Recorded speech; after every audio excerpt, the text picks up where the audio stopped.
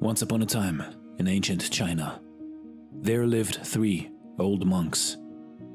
Their names are not remembered today, simply because they never revealed them to anybody.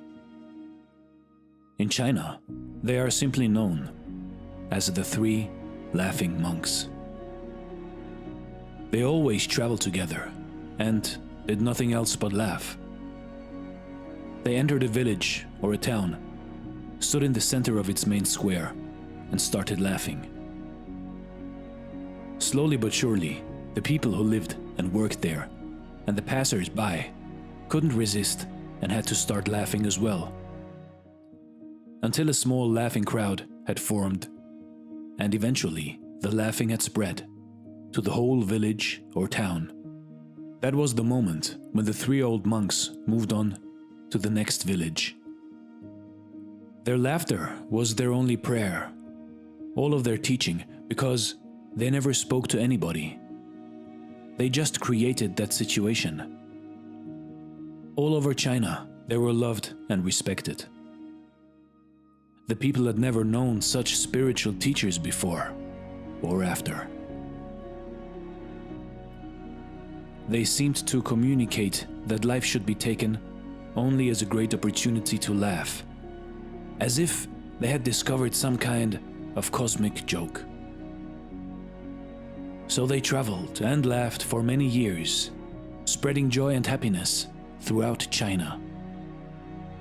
Until one day, while being at a particular village in the North Province, one of them died. The people were shocked and came running from afar, leaving the fields unattended for the day, only to witness the other 2 monks' reaction to this dramatic event.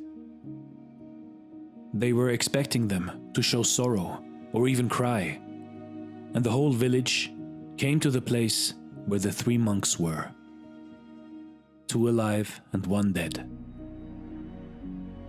But the 2 remaining monks were laughing only harder. They were laughing and could not seem to stop.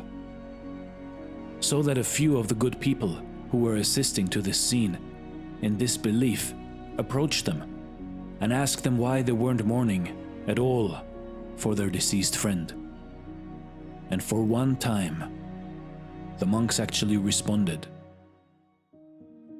Because yesterday, on our way to your village, he proposed a bet on who of us would beat the other 2 and die first. And now he won, the old rogue. He even had a testament prepared. The tradition required to wash the dead and change his clothes before putting him on the funeral pyre. But the old monk had explicitly asked to leave the old clothes on him, since he had never been filthy for 1 day. I never allowed any of the filth of this world to reach me through my laughter, his testament stated.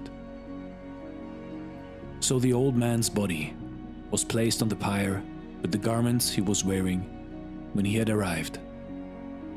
And as the fire was lit and started licking on his clothes, to everyone's astonishment, suddenly fireworks of 100 colors went exploding up and down and to all directions,